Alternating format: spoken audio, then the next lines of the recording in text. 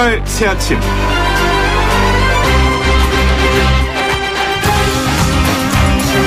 황교안 자유한국당 대표의 단식이 끝나고 박맹우 사무총장을 포함하여 황 대표가 직접 임명한 35명의 당직자들이 일괄 사퇴를 냈습니다. 이 과정에서 한국당의 쓴소리를 하며 쇄신을 부르짖었던 삼선의 여의도 연구원장 김세현 의원 역시 자리에서 물러나게 됐습니다. 정치구단 대한신당 박지원 의원은 한국당 당직 인선은 김세현 원장을 몰아내기 위한 구실이었다고 폄하하기도 했죠. 한편 12월 10일로 임기가 마감되는 나경원 원내대표에 대해서도 자유한국당 최고위원회의가 임기를 연장하지 않기로 의결하면서 누가 새 원내대표가 되는지 관심이 쏠리고 있습니다. 원내사령탑이 바뀌면 199개의 민생법안 처리와 선거법 및 공수처법 등의 처리가 전향적으로 달라질 수 있을까요? 황교안 당대표가 부르짖은 읍천마속의 결단과 새로운 원내대표의 조합으로 자유한국당의 향후 총선 전국이 어떻게 달라질 수 있을지 잠옷 궁금합니다. YTN 라디오 노영의 출발 새 아침 화요일 방송 시작하겠습니다.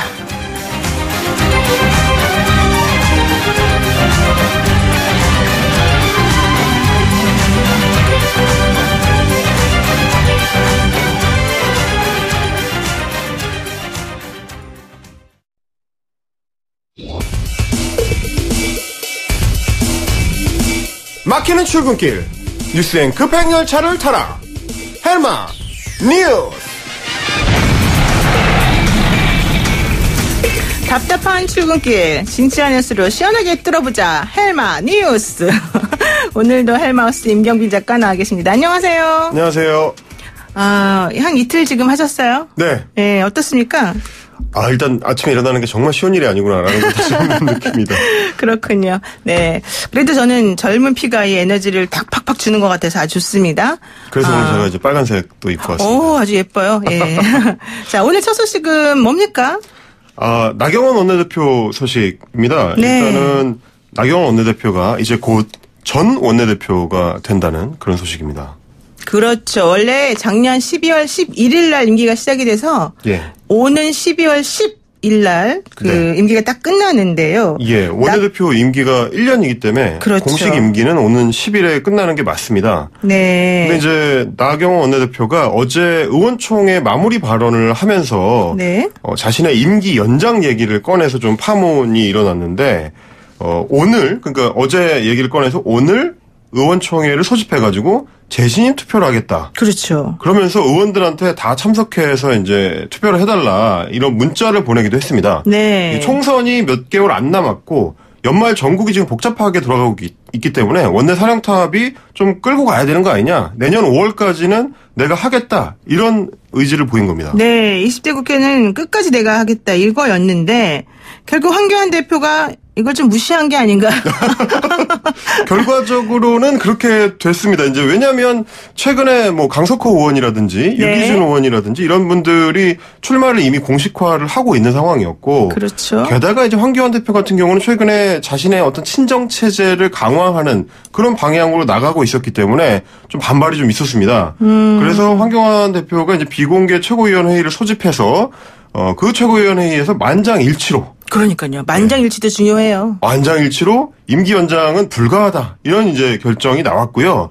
한국당에서는 이게 이제 당규상으로 보면 원내대표의 선거 일정을 공고하는 권한이 당대표한테 있다. 그러니까 3일 뒤에 원내대표 선거를 합니다. 이렇게 공고를 해버리면 기존 원내대표는 임기 연장 재신임 투표를 할 수 없다. 이건 당대표의 권한이다. 이렇게 이제 얘기를 하고 있습니다. 그게 최고위원회에서 그렇게 뭐 임기를 끝내버려도 되냐 이런 얘기도 있었는데. 네, 맞습니다. 어쨌든 그게 아니다 이렇게 보나 보죠. 예, 이게 이제 의원들의 투표를 통해서 원내대표를 결정하기 때문에. 그렇죠. 이게 의원총회에서 결정되는 게 맞느냐라는 논란은 여전히 있습니다. 근데 나경원 원내대표는 사실 처음에 원래 사선의 여성으로서는 첫 번째 원내대표였잖아요. 네, 한국당에서. 그렇죠. 근데 물론 3수 끝에 당선이 됐습니다마는 그래서 사실은 좀 여성처럼 뭐 여성이 가지고 있는 그걸 뭐 특별히 고정화시킬 필요는 없지만 좀 네. 부드럽게 하지 않을까 생각했는데 오히려 더 파란만장했던 것 같습니다. 예, 지난 1년 동안에 굉장히 많은 일들이 그렇죠. 있었죠. 먼저 그 연동형 비례대표제 검토에 대해서 5당이 서로 합의한 그 서명이 있었고요. 그렇죠. 그다음에 어떤 일이 있었죠?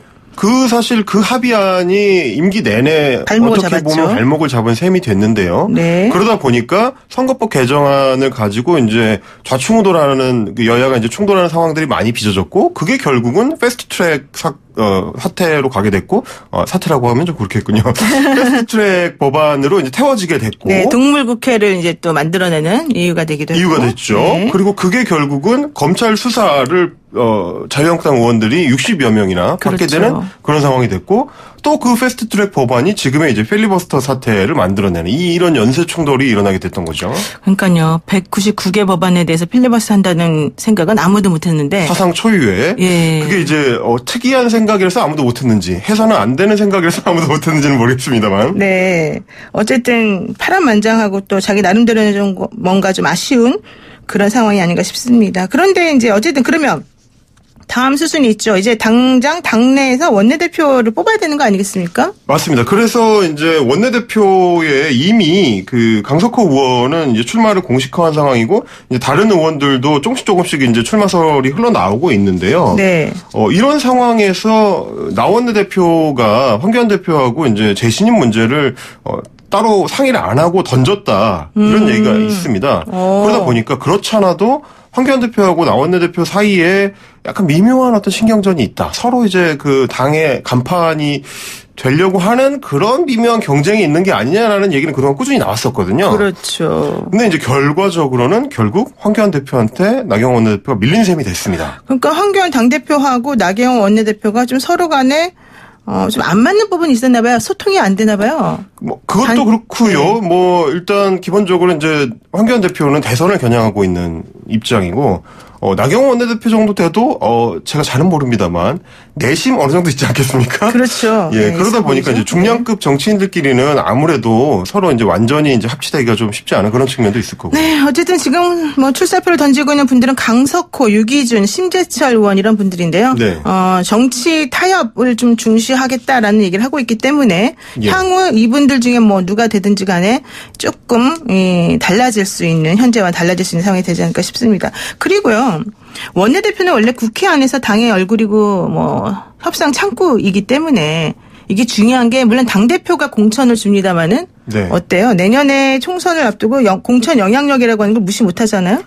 그러니까 이제 원내대표 자리가 워낙에 중요하기 때문에 사실은 나경원 원내대표하고 황교안 대표의 이런 알력이 좀 있었던 거고 네. 얼마 전에는 여의도 연구원장 하던 이제 김세연 의원이 자신의 의지와 무관해 보이는 형태로 그렇죠. 물러나게 됐죠. 네. 그러니까 엊그제 황교안 대표가 이제 읍참마속이라는 그 사자성어를 인용을 했었는데 네, 마속이 누군지가 사람들이 다 물어보더라고요. 누군가요, 마속은? 여기서 마속. 원래 마속은 이제 제갈량의 측근이니까 황교안 대표의 측근이 마속이 돼야 되는 게 맞는 건데 지금 이제 잘려나간 사람들을 보면 이제 나경원 원내대표도 그렇고 김세현 의원도 그렇고 결국은 자기랑 안 맞는 사람을 잘라내는 게 아니냐. 이거 약간 고전에 대한 그 참신한 해석이다.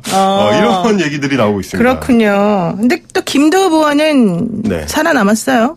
예, 또 이제 남을 사람은 남고 이러고 있습니다만은 네. 결국은 이제 황교안 대표가 자기 그립을 좀 강화하는 그런 그림이 되고 있습니다. 좋습니다. 그리고 또 헬마우스가 전망한 포인트 하나 또 보겠습니다. 지금 민식이법을 둘러싼 국회 안팎의 논란 이걸 지금 가져오신 거죠? 예, 이 민식이법과 관련해가지고 특히 지난 2일에 자유한국당 의원총회 직전에 의원들끼리 이제 사담을 나누다가 민식이법을 폄훼하는 것 같은 의원들의 발언이 취재진 카메라에 포착이 돼서 논란이 커지고 있습니다. 네, 이건 무슨 얘기입니까? 내용이 좀 충격적인데요. 네. 그 한국당 의원들이 이제 필리버스터를 보장하라 이런 피켓을 들고 이제 담소를 나누고 있는데 네. 그 중간에 이제 귀를 의심케 하는 목소리가 카메라에 들어옵니다. 네. 민식인지 삼식인지. 삼식인지? 네. 이런 표현이 또렷하게 들리거든요. 그러니까 이 말을 한 사람이 누군지는 확인이 안 됐는데 네.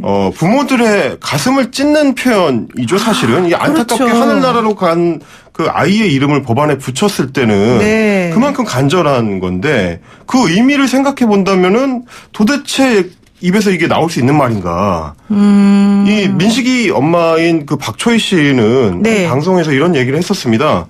법에 이름을 붙이라. 그런 식으로 사용되라고 지어준 이름이 아니었다. 이러면서 이제 오열을 하면서 그러면서도 다시는 우리 아이 같은 비극이 없어야 하니까. 그래서 나도 노력할 뿐이다. 그렇죠. 이런 얘기를 했는데 그런 가슴 아픈 민식이법을 이 시정 잡배들이 천박하게 이렇게 폄훼하는 것처럼 이렇게 뭐 하는 사람이 법을 만들겠다고 그 자리에 앉아 있다. 이건 굉장히 좀 어떻게 보면 수치스러운 일이다. 그런 생각을 했습니다. 근데 사실 이제 엄마들 입장에서는 자기 아이들의 이름을 딴 법이 만들어진다라고 해서 아이들이 돌아오는 게 아니기 때문에 그럼요. 오히려 그런 법을 볼 때마다 더 마음이 찢어질 텐데 그럼요. 그래도 이제 아이들 안전을 생각해서 이렇게 좀 만들어 보자라고 노력한 건데 국회의원들이 이렇게 반응을 하면 그러니까요. 어떻겠습니까? 게다가 조경태 의원 같은 경우는 민식이법 얘기를 하면서 이름을 계속 만식이라고 부르더라고요. 그러니까요. 그러니까 이거는 사실은 매우 부적절한 게 아니었나 생각이 드는데요.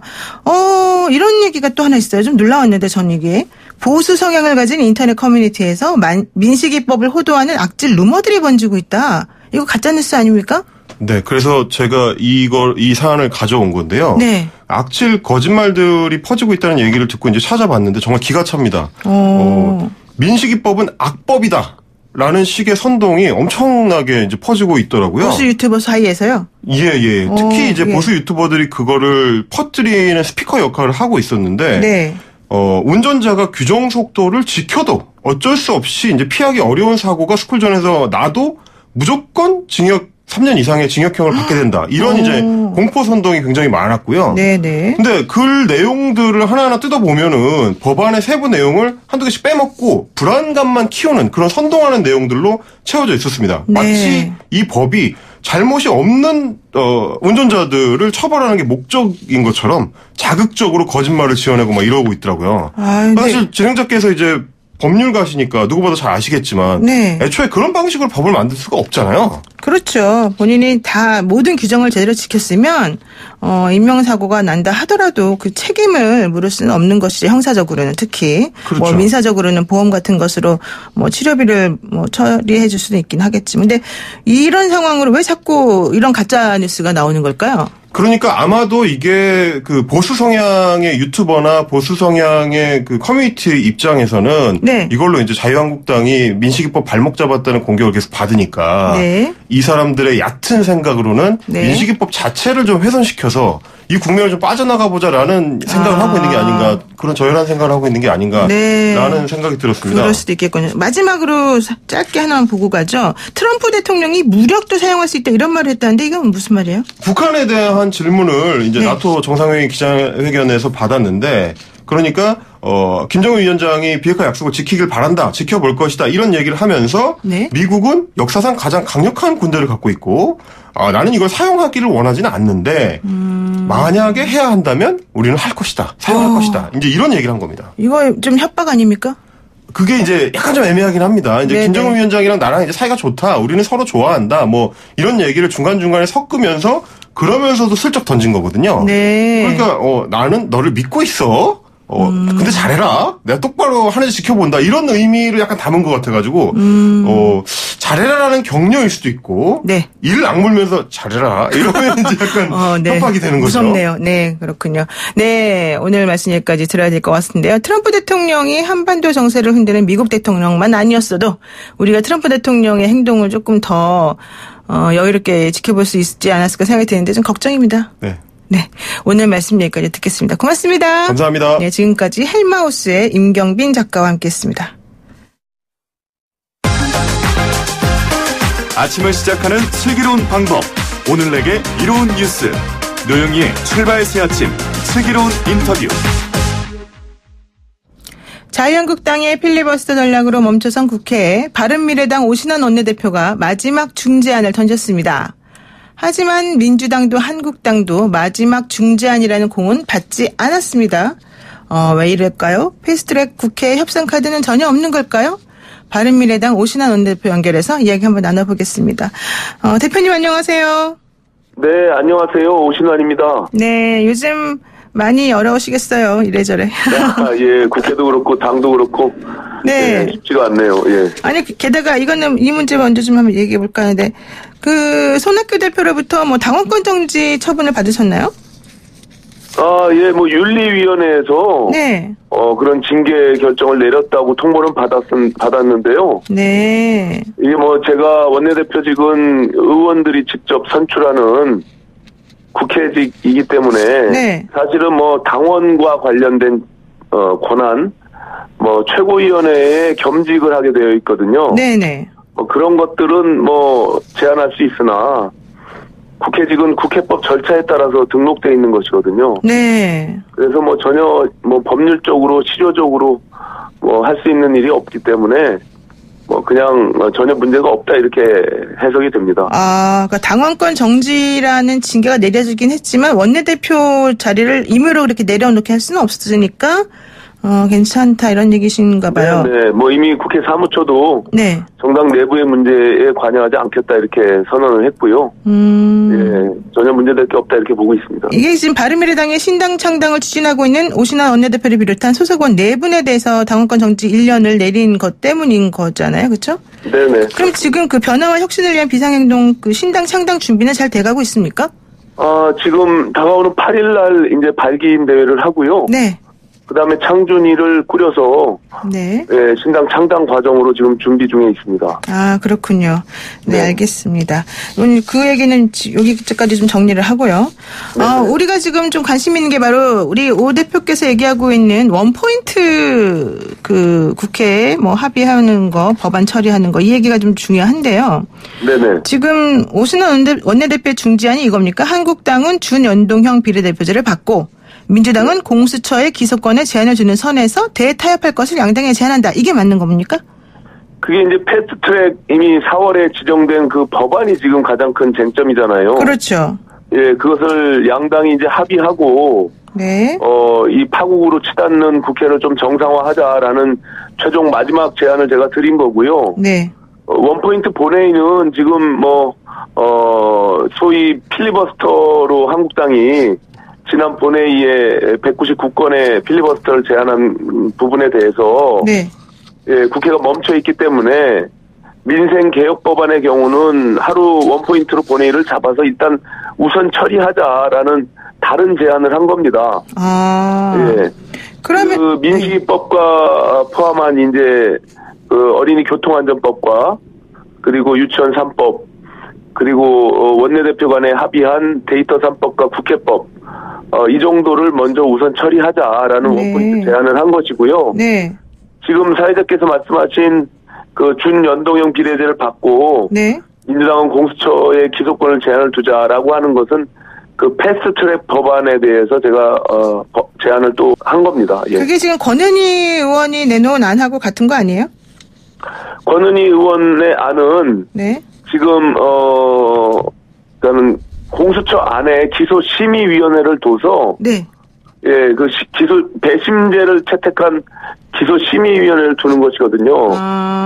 그래서 이제 최종적으로 제안한 것은 공수처 안에 기소심의위원회를 두는 것이 아니라 공수처 밖에 법무부나 법원에 기소심의위원회를 둬서 그 독립적이고 중립적인 그 장치를 마련하자. 네. 그런 제안을 드린 겁니다.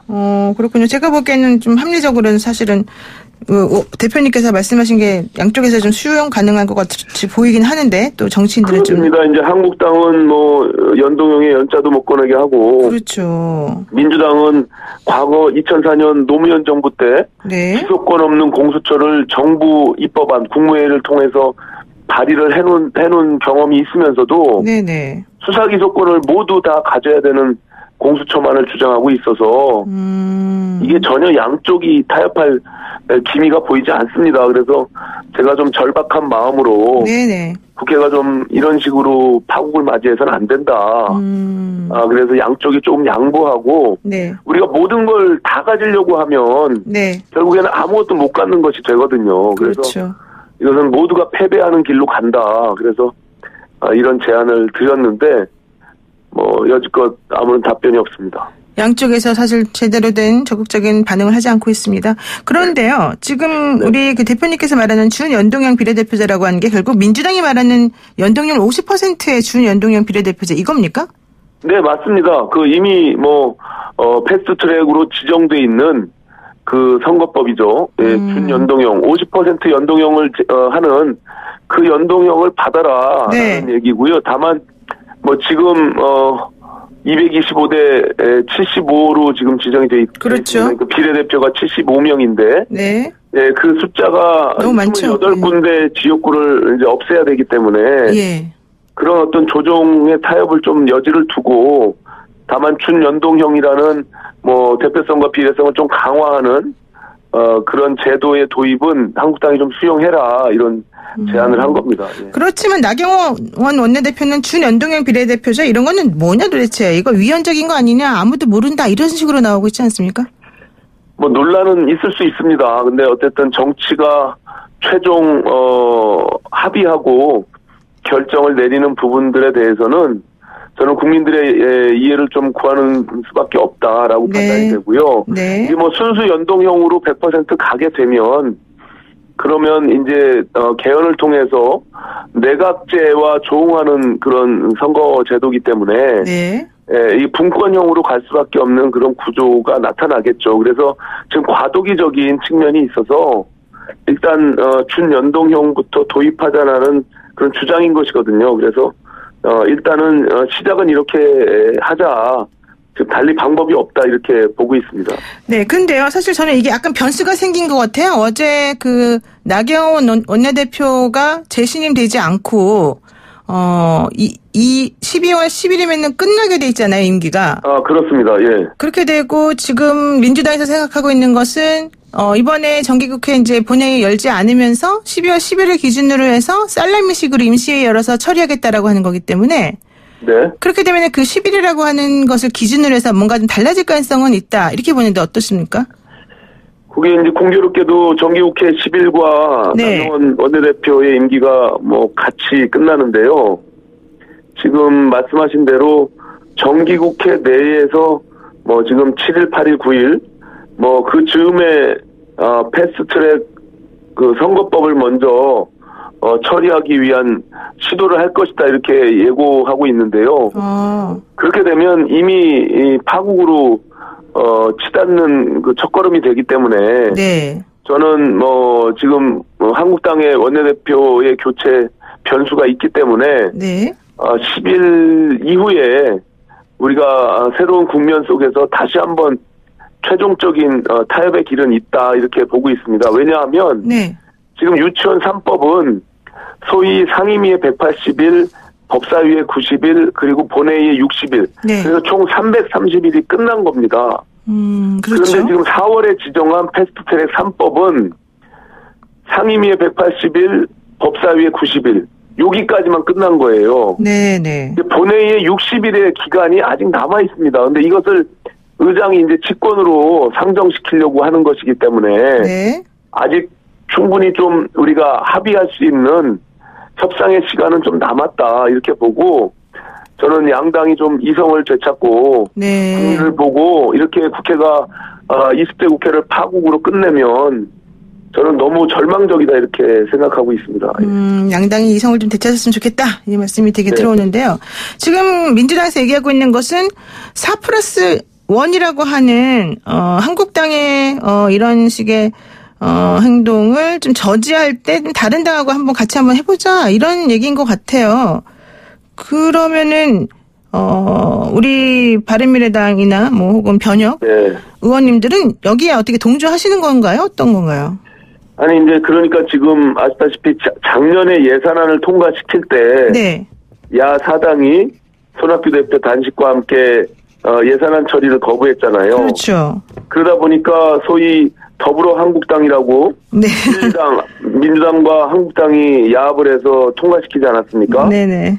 배제한 것이죠. 그러니까 결국에는 국회의 과반 의석을 확보해서 나머지는 뭐 동의를 하든지 말든지 제끼고서 법안을 처리하겠다 이런 의도가 있는 것이거든요. 네. 근데 국회법 절차에 따르면 네. 원내 교섭단체 대표 의원과 협의해서 의장이 국회 운영을 하게 되어 있는데 네. 지금 전혀 효력이 없는 별도의 협의 채널을 가동해서 150명만 확보해서 국회를 운영하겠다, 표결 처리하겠다라고 하는 것은 저는 집권당으로서 모든 걸 포기한 것이다 이렇게 보고 그것에 대한 무한 책임을 져야 된다. 그 네. 폭풍은 민주당이 온전히 질 수밖에 없다 저는 이렇게 봅니다. 그래서 그런 파국이 아닌 좀 정상적이고 합리적인 그런 판단들을 하고 최종적인 마지막 벼랑 끝 전술 협상을 통해서 우리가 꼭 합의를 이뤄냈으면 좋겠다 이런 생각을 갖고 있습니다. 그러니까 대표님은 끝까지 어쨌든 협상을 통해서 가야 된다 이런 얘기신 것 같은데 예. 그렇지만 민주당 입장에서 보자면은 한국당이 협상으로 돌아설 것 같지는 않고 또 처리는 해야 되겠고 그러니까 4당 플러스 1 그래서 뭐 대한신당까지 다 같이 협조해서 하자 이런 얘기예요. 그러면 지금 바른미래당이나 혹은 변혁 같은 곳에서 대표님처럼 생각하시는 분들이 많이 있으시다면 사실 민주당의 안은 좀 실현되기 어려운 거 아닌가요? 그러니까 이제 저희 변혁 외에 이제 뭐 바른미래당 안에 소위 당권파라고 하는 일부 의원들과 뭐 민평당, 대한신당 요렇게 뭐 힘을 모아보겠다 이런 거거든요. 네. 예, 그러면 뭐 일단 의석수를 150석 이상만 본인들이 확보하면 네. 그냥 밀어붙이겠다 이런 뜻이에요. 그래서 그것은 뭐 의회 민주주의에 저는 역행하는 것이다 이렇게 보고. 네네. 그리고 한국당이 말씀하신 대로 10일 전후로 지금 새로운 또 원내대표 변수가 있기 때문에 네. 마지막으로라도 뭐 안 될 때 본인들이 그렇게 주장해서 하더라도 마지막 그 협상 카드를 좀 손에 쥐고 합의를 좀 이렇게 뽑아냈으면 좋겠다 이런 생각을 갖고 있습니다. 마지막으로 하나만 여쭙고 좀 마무리를 하려고 그러는데요. 지금 자유한국당의 황교안 대표가 단식 농성을 마치고 이제 통합에 대한 얘기를 처음으로 꺼냈습니다. 통합도 구체적인 실천에 옮겨져야 될 때다 이렇게 말을 했는데 그렇다면은 바른미래당의 변혁파들이 이 황교안식 보수통합하고 뭔가 좀 손을 잡는 겁니까? 지금 뭐 보수통합에 대한 논의는 사실상 좀 멈춰져 있는 상태고요. 네.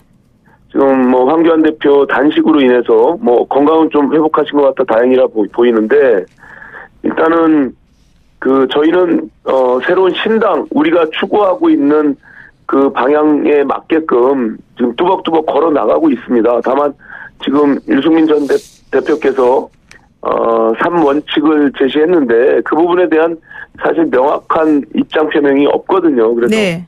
뭐 그런 상황에서 우리가 통합을 위해서 신당을 만드는 것은 아니기 때문에 여전히 그냥 우리의 갈 길을 지금 가고 있는 것이고요. 또 다른 뭐 급변하는 변수가 있지 않는 한은 저희는 신당을 만들어서 우리가 추구하는 그 노선으로 갈 것이다 이렇게 말씀을 드립니다. 네, 알겠습니다. 오늘 말씀 여기까지 듣겠습니다. 고맙습니다. 네네, 감사합니다. 네, 지금까지 바른미래당의 오신환 원내대표였습니다. 친절한 시사, 시원한 통찰, 노영희의 출발 새 아침, 슬기로운 인터뷰.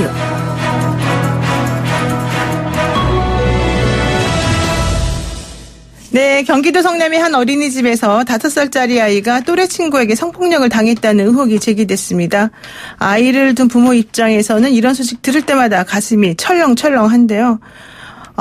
여기에다가 보건복지부 장관이 발달 과정의 자연스러운 행동이다 이런 발언까지 더해지면서 논란이 더 커지고 있죠. 아동 간 성폭력 문제 어떻게 바라봐야 될지 연세대학교 소아정신과 신희진 교수와 함께 자세한 얘기 나눠보겠습니다. 교수님 안녕하세요. 네, 안녕하세요. 네, 교수님은 사실 소아정신과가 이제 전공이시기 때문에 이런 사례를 조금 많이 보셨을 것 같기도 한데 어떻습니까? 그렇죠. 아주 흔하지는 않지만 가끔 또래끼리의 성추행이 심각해서 병원이나 또 해바라기 센터에 오는 아이들 꽤 있습니다. 그렇죠.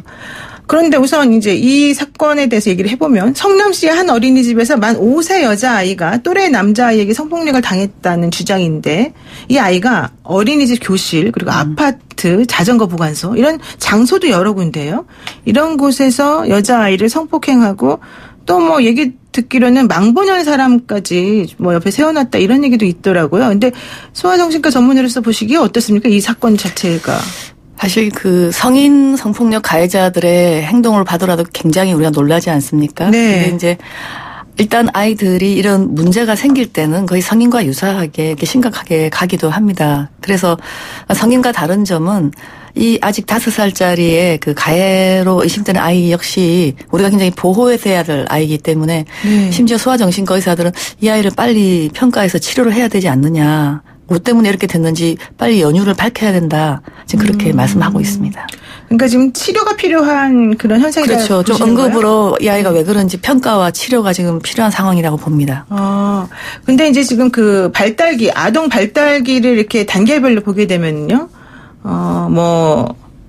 그 5, 6세 정도 나이를 보통 남근기 정도를 이렇게 보는 경우가 있지 않습니까? 그건 어때요? 그래서 아마 일반인들이 이번에 특히 이제 복지부 장관께서도 이게 혹시 이 나이에 있는 어떤 자연스러운 성적 발달 과제가 아닌가라고 네네. 말씀하시지만 이제 확실히 우리가 먼저 구분해야 될 건 정상 성 발달과 비정상 성 발달은 다르다. 정상과. 이번에 이 정도 다른 아이를 성추행 내지는 성폭행할 수 있을 정도의 아이면 일단은 성적으로 비정상 발달입니다. 네. 그렇기 때문에 빨리 치료를 해야 된다는 것이고 그럼 정상적인 성 발달은 어떻게 되느냐 그랬을 때 인간의 성적인 호기심과 열망이 아주 심해지는 시기가 2가지 피크가 있습니다.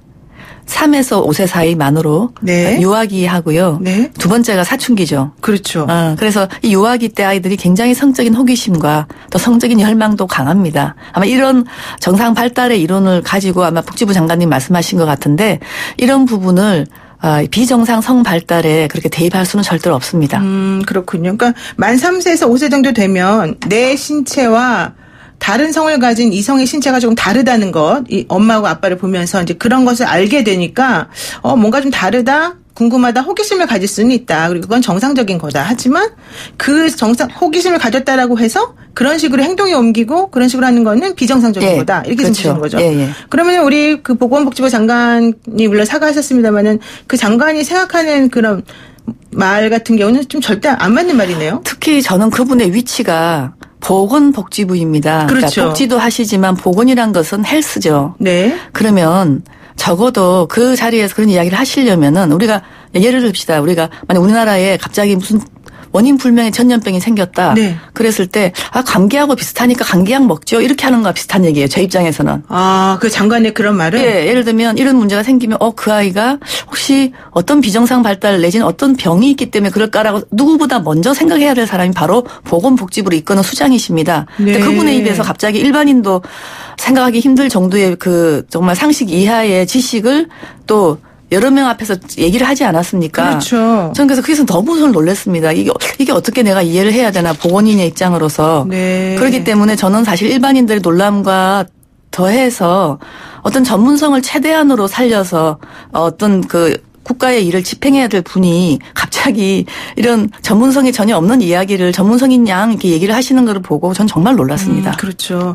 여러분 지금 그 신혜진 연세대 소아정신과 교수님 모시고 얘기 나누고 있는데요. 대한민국 최고의 소아정신과 교수님이세요. 혹시 이 방송 들으시면서 궁금한 점 있으시면은 문자 보내주십시오. 짧은 문자 50원, 긴 문자 100원의 정보 이용료가 들어가고요. 샵 0945, 우물정 0945로 보내주시면 제가 여쭤보는데 좀 도움을 드리겠습니다.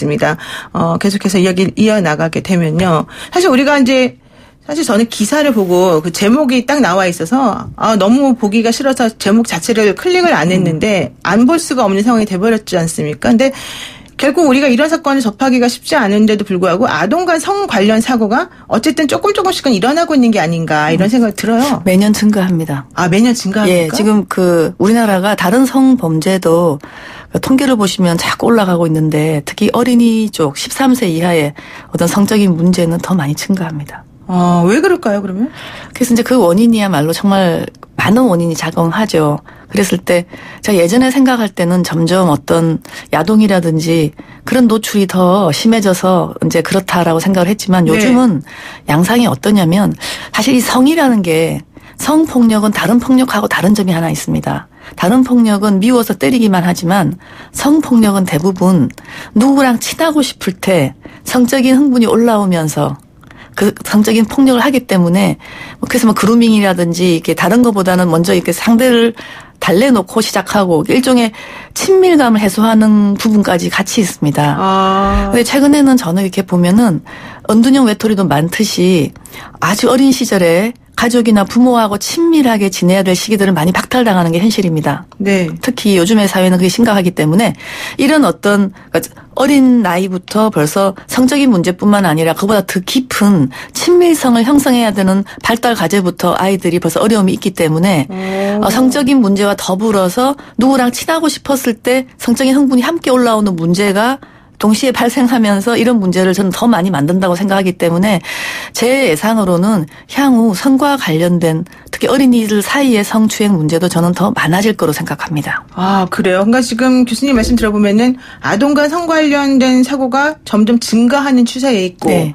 그 원인을 생각해 보면은 뭐 일반적으로 음란물 같은 걸 많이 보고 자극이 많으니까 그런가 보다 생각할 수 있겠지만은 그거보다는 친밀감을 충분히 아이가 느끼지 못하는 상태에서 뭔가 다른 사람하고의 관계를 그런 식으로 풀려는 욕구가 생기니까 이런 일이 벌어질 수 있는 거다. 네. 그렇게 지금 보시는군요. 네, 그쪽이 더 많아집니다. 아, 그러면은 제가 좀 그런데요. 하여튼 5살 정도 되는 아동들이 그러면 성을 뭘로 어떻게 생각하고 있길래 이제 이런 식으로 행동이 나타나는 겁니까? 일단 5살쯤 되면요. 아이들이 성적인 열망과 흥분도가 상당합니다. 그래서 이때 아이들 중에 자위 행위를 정상적으로 다들 좀 거치고 지나갑니다. 아, 그렇군요. 예. 그러다가 아이들의 전두엽, 그러니까 전두엽이라는 것은 뇌에서 이런 충동을 억제하는 기능인데요.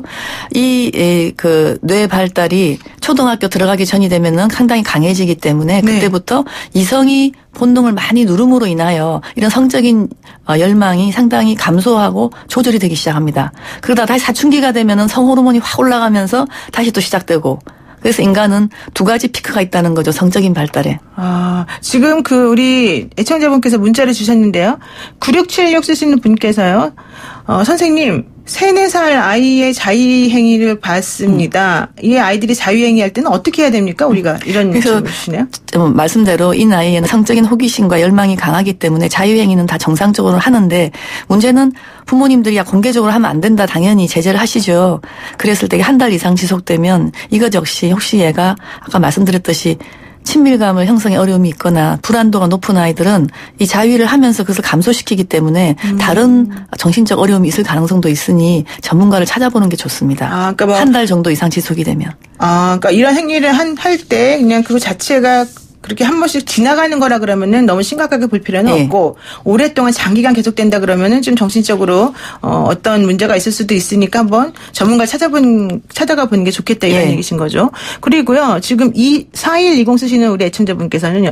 24개월 여자아이를 키우고 있는데요. 간혹 생식기를 만지거나 긁거나 하는 행동을 하는데 이런 거는 문제 행동은 아닙니까? 특히 24개월 때는 항문기라 그래서 배변을 상당히 훈련이 시작이 됩니다. 스트레스 받죠. 예, 이때이기 때문에 아이들은 항문이 나시든 이 성기 부분이 다 비슷한 느낌으로 오기 때문에 어떻게 보면 배변 훈련 과정의 일종이면 관심이 많아지거든요. 아무래도 아이들이 그쪽이. 네네. 그래서 그냥 만지고 일종의 발달 과제를 수행하느라 생긴 일단 정말 정상적인 행동이라고 봅니다. 아, 그러니까 너무 걱정 안 해도 되겠다 이런 말이네요. 하나만 더 여쭙고 갈게요. 3호 쓰시는 분께서 유아기의 성교육은 어떻게 해야 됩니까? 이렇게 좀 어려운 문제를. 정말 아니요. 굉장히 그건 중요한 거라고 생각을 합니다. 네. 왜냐하면 저는 요즘에 아이들 이런 성추행 문제가 생기니까 이제 어린이집이나 유치원에서도 아이들 대상으로도 성교육을 합니다. 네. 근데 대부분 그 내용이 아이들 발달에 적절치가 않아요. 예를 들면 그 과정에서 뭐 모르는 사람이 만지면 싫어요 하세요라고 너무 무섭게 이야기를 하면 정상적인 오히려 아까 성적인 발달도 눌러버릴 수가 있습니다. 네. 그래서 이때 아이들 같은 경우는 보통 이제 한 3살부터 시작을 하죠. 이 성교육을 했을 때 아이들이 무섭지 않게 자연스럽게 이제 이해하는 쪽으로 가야 되는데 만약 부모님들이 하고 싶다면 이 정도면 됩니다. 아이들이 보통 수영복을 입잖아요. 남자아이든 여자아이든. 그럼 반드시 그때 야 수영복을 왜 입지? 우리가. 그러면 아이들이 정말 이상하잖아. 다 벗고 들어가도 되는데 남자아이들은 팬티를 입고 여자아이들은 수영복을 입잖아요. 그러면 아이들이 수영복 모르지 그랬더니 그 이유는 이 부분은 누가 봐서도 안 되고 만져서도 안 되고 너 역시 그러면 안 돼. 아, 자연스럽게 그렇게 유도하는군요. 그럼 엄마는 그래요, 아이들이. 그러면은 엄마한테도 이제는 엄마도 만져도 돼 물어볼게. 이런 식으로 먼저 어머니 아버지 역시 아이의 그런 신체 부위를 함부로 만지지 않는 것부터 보여주시면 이 아이는 혹시 남이 그렇게 했을 때도 엄마한테 이야기하실 것이고 반대로 본인도 수영복 입은 부위는 함부로 보거나 만지면 안 된다는 거를 확실히 배우게 됩니다. 정말 좋은 말씀을 제가 딱 듣고 머리에 딱 깨달음이 생기네요. 그런데요, 이제 이번 사건으로 다시 돌아와서 이번에 문제가 더 커지게 된 원인 중에 하나도요. 대처 매뉴얼이 없었기 때문이다 이런 얘기 나옵니다. 해당 어린이집이 사고를 인지한 뒤에 사흘이나 지난 다음에 보고를 했고 특히 사실이 아닌 걸 가지고 얘기한다고 이제 그 피해자 쪽 어머니는 또 얘기를 하고 계시거든요. 그리고 아이들이 특히 분리가 안 되고 그냥 계속해서 같은 공간에서 공부를 하고 있었다는 건데 이거 어떻게 해야 되는 겁니까? 사실 이 대처 매뉴얼이라는 게 우리가 매뉴얼을 너무 좋아하는데요. 네네. 매뉴얼 만들어 놓고 지키는 매뉴얼 또 만들어야 될 판입니다. 무슨 이야기냐면 보통 국가의 대처 매뉴얼이라는 거는 이렇게 형식적으로 써놓은 것들이 많죠. 문제는 그것을 어떻게 현장에 제대로 이제 접목을 시키냐인 부분인데요. 네. 저는 어린이집 원장님이나 교사들이 분명히 이 교육을 방지하기 위한 교육을 받습니다. 하지만 대부분 실효성이 좀 부족해요. 그래서 제가 볼 때는 이런 경우는 그냥 딱 한마디로 여성가족부에서 만든 해바라기 센터라는 곳이 있습니다. 네. 각 지역마다. 그러면 모든 어린이집이나 또 유치원에서 성 관련 사고가 생겼을 때 일단 해당 지역의 해바라기 센터에 문의를 하시고 그분들의 지도를 받고 하셔야지 매뉴얼 가지고 본인들이 임의로 평가를 하고 그대로 시행하기에는 이 사안들이 굉장히 복잡합니다. 왜냐하면 생각해 보십시오. 이런 문제가 생기면 가해로 지목되는 부모님 엄청 놀라시면서 방어를 할 것이고 그렇죠. 또 피해를 또 이렇게 의심하는 거죠. 확실히 알 수 있는 건 없으니까 한 부모님들은 또 얼마나 놀랐겠습니까? 네. 이 놀란 두 부모님과 그것을 지켜보는 많은 부모님들을 달래기에는 그러니까 유치원 선생님들은 힘드시고요. 반드시 전문가들이 개입을 해서 모든 사람들을 다 객관적으로 잘 놀라지 않게 하면서도 아이를 잘 보호하는 기술을 현장에서 구현되도록 해야 되는데 근데 문제는 어린이집하고요. 해바라기 센터를 주무하는 부서가 다릅니다. 어린이집은 보건복지부, 네. 해바라기 센터는 여성가족부입니다. 그럼 많은 사람들은 아니 정부 부처끼리 협력을 하면 어떨까 네. 그러시는데요. 지금 역대 대통령들이 다 해결 못하는 문제가 부처 간 장벽입니다. 그러면 저는 이번에 보건복지부 장관님도 이 문제를 해결하실 때 빨리 먼저 의논하실 분이 여성가족부 장관이십니다. 네. 그래서 해바라기 센터에서 이 일을 잘 맡아서 전문가가 직접 진두지휘 해주면 좋겠다. 이렇게 하셔야 되는데 아직 그런 소식 안 들리죠. 그렇죠. 그렇기 때문에 이게 우리의 어떻게 보면 행정의 비효율성 때문에 현장에서는 바로 이렇게 직격탄을 맞는 겁니다. 사실 어린아이들의 성 관련된 문제는 현재로는 해바라기 아동센터가 제일 잘하기 때문에 그쪽에 지휘를 받아야 합니다. 그러니까 전문가에게 알리고 어떤 식으로 해야 되는지 좀. 그게 필요한 거지 매뉴얼이지 이게 어떻게 하라고 현장 매뉴얼을 주시면 그거 어렵습니다. 적용하기가. 오히려 그런 게 더 어렵고 잘 못한다. 보다 보면은 이게 뭔가 그렇지. 네, 그렇죠. 오늘 정말 너무너무 좋은 말씀 잘 들었습니다. 오늘 말씀 여기까지 정리하겠습니다. 고맙습니다. 감사합니다. 네, 지금까지 연세대학교 소아정신과 신혜진 교수였습니다. 네, 제가 오늘 오프닝 하면서 화요일 방송 시작한다고 말씀드렸는데요. 잘못했습니다. 수요일입니다. 저는 8시 뉴스 듣고요. 10분에 다시 돌아오겠습니다.